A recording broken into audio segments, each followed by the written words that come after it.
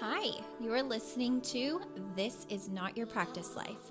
I'm your host, Macy Renee, and we are going on a journey together, my friends. I'm a certified life and emotional intelligence coach. And if you really want to step into your highest self, there are a few non-negotiables you're going to have to learn, and I am just the person to help you do it. No matter your past, I'm here to help you create a more fulfilling future. So stick around with me. Not only will I teach you how to navigate your brain's daily mind drama, but I'll help you actually understand your mind, your emotions, why you do the things you do, and why others do the things they do.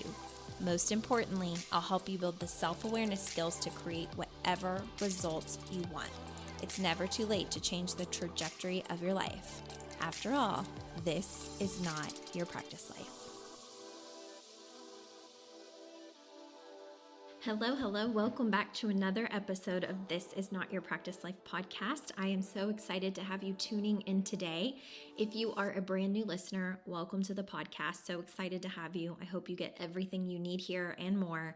And if you are a returning listener, as always, I'm so grateful for you. Thank you for coming back. You guys, I have some juicy episodes coming for you the next few weeks that are going to feel like truth bombs, but hopefully also open your mind. Something I've been thinking about is I've had the podcast since 2019, I think. So it's been a long time. And I think in the coaching industry and, mindset, personal development, things can start to feel a little bit repetitive. And I just wanted to freshen things up. I want to take the podcast in a direction where you're still learning and growing, even though we're so many episodes in. I think for sure over 253 episodes. And it's like, how can I keep things fresh and spunky and bold and still provide truth bombs? So that is my mission, is just to make sure that you're still learning, even though you may be surrounded by lots of self-development work, lots of coaching work, whatever it may be. Really quickly, before I deliver these amazing, juicy episodes the next few weeks, I want to remind you that your reviews help me so much. If you are a client and you've never left a Google review, please do that. I will make sure that the links are in my show notes so you can. And also, if you're an Apple, podcast listener, make sure you leave reviews if you're enjoying the podcast, if you've been listening for a while. Those reviews, both Google and where you can leave them, podcast wise, make all the difference. They really, really do. It helps the algorithm, for one. It boosts the listener count up so other people can find it. And when you share and, send the link to your friends, or you tag me on social media, you tag the podcast, all of that is super, super helpful. So it means more than you know. So if you've never, ever left one and you've been a client of mine, you've been working with me for a while, or you've just been a podcast listener for a while, or maybe not even a while, but you love it, leaving a Google review is absolutely so helpful. So please do that if you don't mind. All right, let's get into today's episode. Today, we are talking about how to stop applauding yourself for recognizing problems you still aren't willing to solve. So this is going to feel kind of like a truth bomb, but a very powerful one. Because here's the thing that I have found is that when you have been immersed in personal development for a while, you get really good at recognizing many aspects of your crap. Okay, you become super self-aware, and it's a wonderful thing. But it can become problematic if you have been in the work for a while and you're not changing things you need to change. You're not doing work you need to do. You're seeing your patterns, but you're doing nothing about them. So if that is you, this episode is most definitely for you. And we're going to talk about some different things you may not be aware of, and hopefully help you actually start taking action and solve any problems that are coming up in your life. So here is something that I just, want to encourage you to think about. It's self-awareness is not the transformation itself. Okay.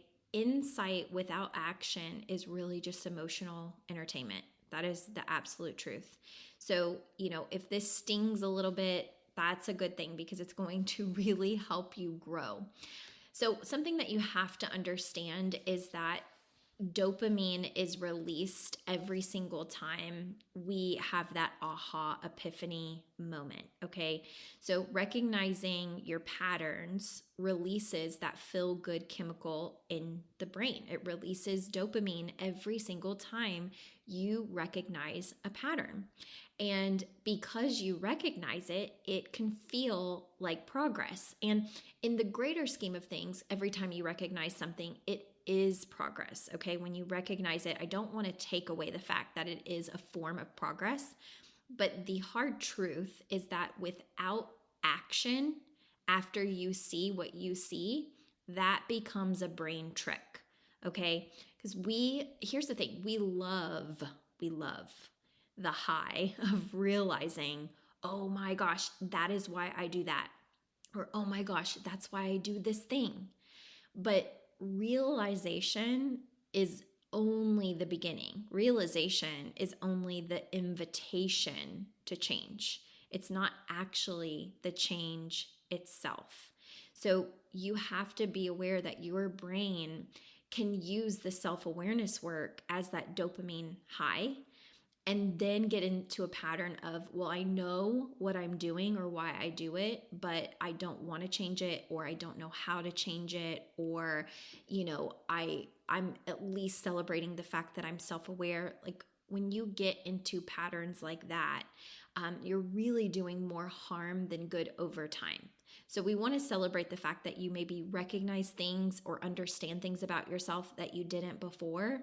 But if you're just recognizing them and you're never taking action on why you do them or how to actually do something differently that's going to serve you more, that's where the problem occurs.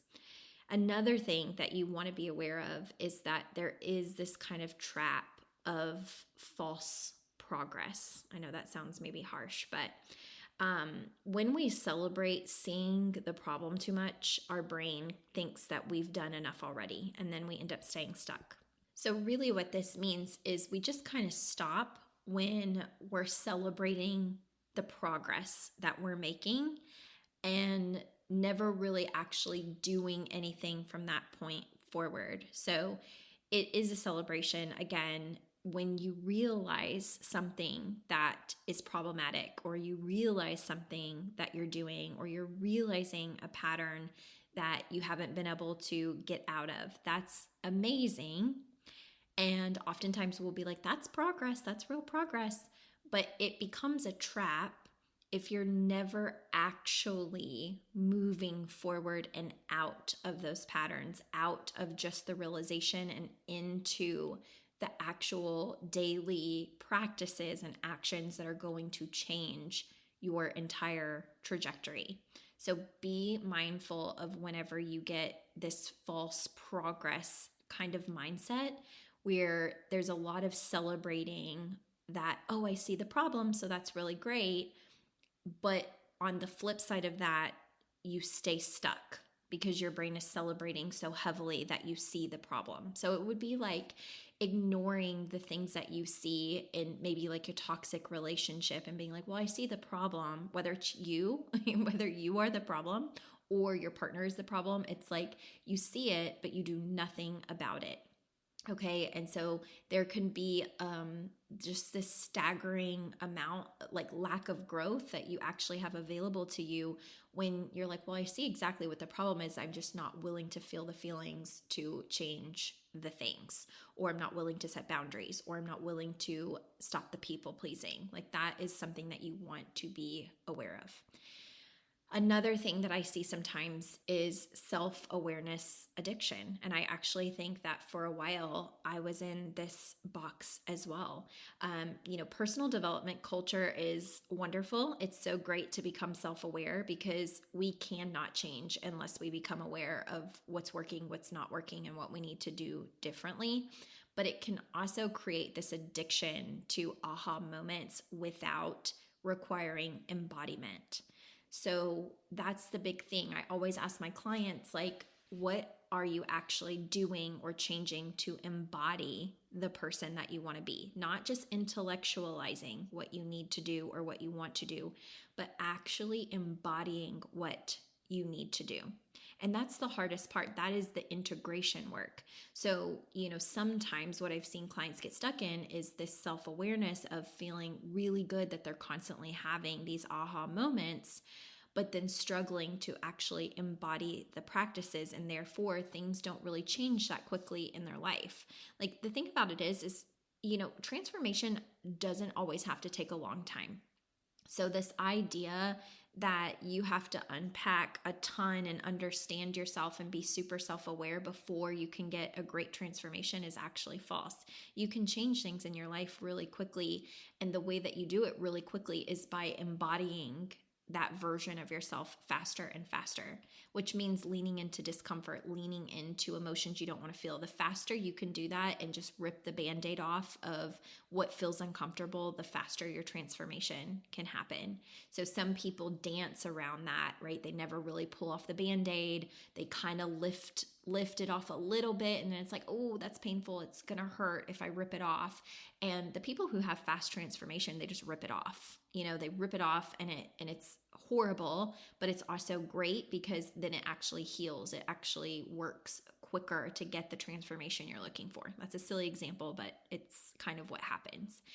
And so here is something that I just want to wrap this up with. If you're trying to embody this new standard around self-awareness, awareness is important, yes, but awareness has to lead to action. And it's not only just any action, it's action that leads to alignment with the life and results you're wanting to have, whether it's personal, professional, or any category you can think of within your life, okay? So self-awareness without action is really just keeping you in a cycle or a loop that is not going to serve you long-term. And action that's unaligned is also not going to take you very far. So you need to embody these three things. You need to be self-aware in order to change things, but you also need to take action when you know something's not working. You have to take different actions, and they have to be in alignment with where you're trying to go. The thing, real progress means noticing, and noticing then should lead to moving, and moving means you should be adjusting until life shows the shift that you're desiring, okay?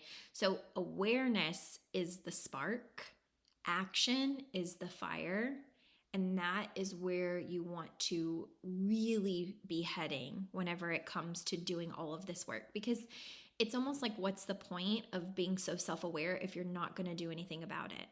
Like, someone could know they're being completely toxic in a relationship, right? Let's say you're in that relationship with the person that's toxic, and they can be like, yeah, I know that I do those things to you, or say those things to you. I know that I'm that horrible, or I know that I shouldn't do it. That's awareness. Okay, that's great that they're able to say it. That's great that they're able to admit it. It's great that they're able to see it. But does it really matter to you when maybe that's been your partner or is your partner when they're not changing anything, right? You want action. You want to see alignment. So think about this when it's someone else maybe doing it to you, for you to really see and embody why you should be doing this in your own way as well, in whatever way it applies. If your partner's like, I see it, but they don't ever take action to change it, it's never in alignment for them to actually work towards the type of relationship you also want to have with them, that becomes problematic, right? And you're probably, if you've been in the situation, you're frustrated, maybe even led to outcomes you didn't want or never saw yourself in. But that is something that is really, really important. And this is another piece of the work, is that you have to turn this same work that you would see in someone else on yourself. It may not be the same thing. Maybe you're not the toxic partner, so it doesn't apply in a relationship way. But maybe you are aware of complaining all the time about your job, complaining all the time about your friendships, complaining, but you never take action to do anything differently. You're no different than the way that it's operating out of your partner or in a relationship, okay? You're doing the exact same things. So just remember that this is something you really, really want to become aware of and actually do something about. You have to stop applauding yourself for recognizing problems you aren't willing to solve. Okay? Once you realize them, it's time to solve them. And the last thing that I will say, just to wrap this up, I honestly think this is why a lot of people want to bury their head in the sand, never want to go to therapy, never want to do coaching, never go further than the consult, never want to open up into deep conversation. I really think it is a subconscious mechanism for, if I see it, then I will be responsible for solving it. And I'm scared to solve it because I'm scared of what that means for my life. I'm scared of what that means for me, whether it's a relationship or it's financial or it's changing jobs when you've been in the same job for 15 years. Like, it always feels like if I become aware and I do something about the things that make me miserable and I take responsibility, things in my life are going to change, and the unknown is going to feel hard, and I don't want it to feel hard. So I'd rather stick my head up my ass and never look at it. I think that's honestly why we live in a world where most people just tap out and choose not to grow, choose not to be self-aware, choose to keep doing the same things over and over again, choose to keep complaining, choose the same things every single day. I don't fault them because I understand the human mind, but you want to think about this. Where do you see this happening in your life with other people? Do you like it? Do you admire it? Would you want to trade places with their mindset? And if the answer is no, then you know what you need to do. So, yes, I do think there is a level of applaud yourself when you're aware. Wonderful. But don't applaud yourself so much that you are not, that you get to a place where you still have the problems and you're not willing to solve them. And you're just, patting yourself on the back because you see them, but you're not doing anything about it. That's totally what are we doing? You know what I mean? We just have to own up to that sometimes and say, what are we doing? We're going to have to feel the hard things. So I hope that this episode helped you today, and be prepared in the next coming weeks for some more juicy, hard truth bomb episodes. But in the meantime, please go leave a review if you haven't, if you've been a client of mine and you've never left one, if you are an avid podcast listener or this is your first time and you're loving it, please go leave a review. You can find where to do that on MacyRenee.com. If you click This Is Not Your Practice Life tab, it will take you right to the Google review page. And I think that the links are already in the show notes as well. So I would really appreciate if you did that. All right. Have a great week, you guys. Bye. Hey there. Thank you so much for joining me on today's episode of This Is Not Your Practice Life podcast. If you'd like to connect on social media, you can find me on both Instagram and Facebook at Macy Renee Coaching. And if you want to stay up to date on all of my offers, announcements, and inspirational emails, you can join my email list at MacyRenee.com. In addition, if there's a way that I can further support you in your coaching journey, you can schedule a free 60-minute consult at MacyRenee.com anytime you want so we can discuss the best options for you. I look forward to seeing you next week, and I hope you have an amazing day. Bye.